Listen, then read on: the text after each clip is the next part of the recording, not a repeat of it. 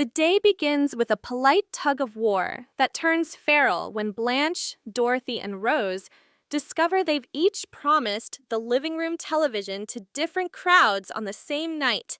Blanche expects a prize fight date who just can't enjoy footwork without 32 inches of Trinitron.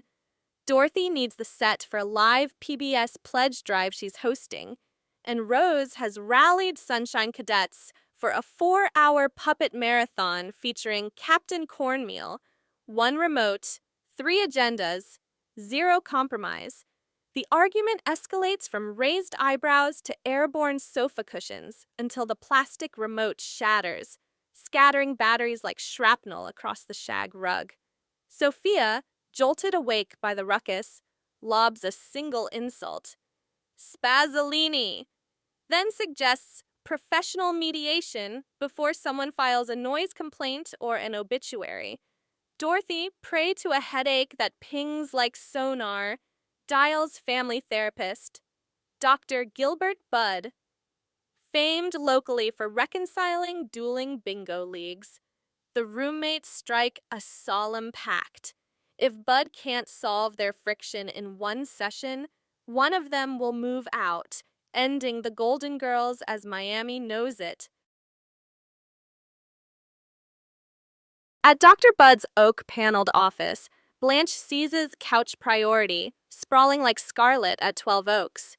She recounts last Friday's fiasco when she entertained 2 suitors simultaneously, one sipping sherry on the lanai, the other investigating my boudoir's architectural curves, only for both men to collide at the threshold with Reverend Avery from Blanche's church charity committee. The ensuing scramble enlisted Dorothy as decoy conversationalist, Rose printing fake raffle tickets as diversion, and Sophia quietly collecting bets on which beau would bolt first. Blanche insists her revolving door romance is harmless joie de vivre that keeps the house smelling of Chanel and fresh adventure. Yet, under Dr. Bud's gentle query, Dorothy reveals she once tried to lecture on Hamlet over the rhythmic squeak of Blanche's Murphy bed, while Rose confesses she has begun labeling Blanche's perfume bottles so she'll know which scent announces "Do Not Disturb." For the first time, Blanche hears the echo of her nightlife beyond her bedroom walls, and the realization dents her poise like a hailstone on a Cadillac hood. Now holding the worry stone she carved from dried lutefisk, Rose recounts the Orange Blossom Festival when she invited her entire St. Olaf sisterhood, 13 women with synchronized cowbells, to stay. Within hours, the kitchen morphed into a Lefse factory. The bathtub hosted a Norwegian folk choir, and Blanche's blow-dryer clogged with hay for authenticity. Dorothy's eye twitches as she recalls grading essays to the soundtrack of roaming yodels.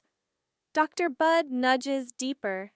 Does Rose flood the bungalow with quirky traditions to outrun loneliness?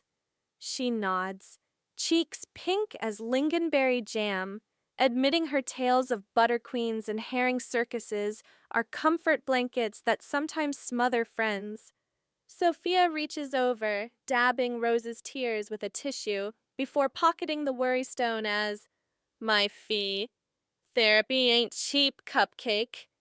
The room exhales a collective sigh, one layer of resentment peeled away. Dorothy, ever the stoic commander, attempts deflection with a sarcasm volley, but Bud won't be sidestepped. She describes the notorious grammar gala, where she corrected the mayor's use of irregardless over the loudspeaker, humiliating Blanche's table of donors. The week that followed saw her critique Rose's pie crust with such zeal that Rose retaliated by replacing sugar with salt in Dorothy's morning coffee. Dorothy admits her barbed wit is both sword and shield. Wielded too sharply, it slices the very hands that offer her comfort.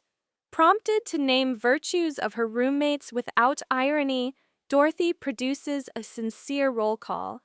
Blanche's fearless heart, Rose's unbreakable warmth, Sophia's street-savvy wisdom. The compliment stuns silence into the room, then moistens eyes. Blanche squeezes Dorothy's hand. Rose slides her a fresh, unsalted mug. Sophia mutters that flattery better last longer than Dorothy's last diet. Bud cites this as proof. Under the bickering lies bedrock affection. With grievances aired, Dr. Bud presents a peaceful bungalow contract, nightly quiet hours after 10, guest limits capped at 2 per person, livestock count double. Dorothy must pre-approve grammar corrections outside school property. Weekly Thursday vent sessions will air complaints before they balloon. All 4 sign, and Dr. Bud, declining Sophia's offer of marinara in place of payment, declares them healthier than most families he sees.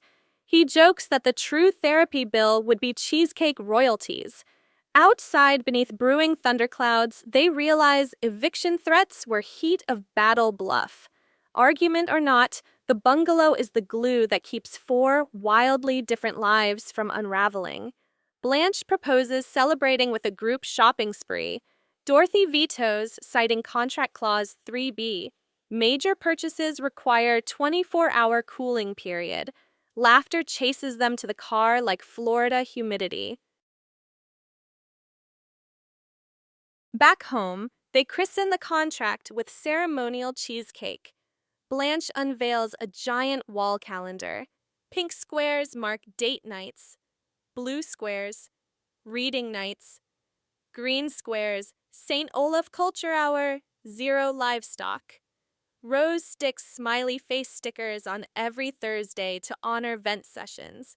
Dorothy volunteers to purchase a universal remote, safeguard against future TV wars, while Sophia tacks on an addendum. Anyone who breaks quiet hours must accompany her to 5 a.m. bingo wearing a rubber chicken hat. Forks clink like champagne flutes. They toast to the glorious mess of chosen family, acknowledging the couch isn't mere upholstery. It's a battlefield 1 minute and a sanctuary the next.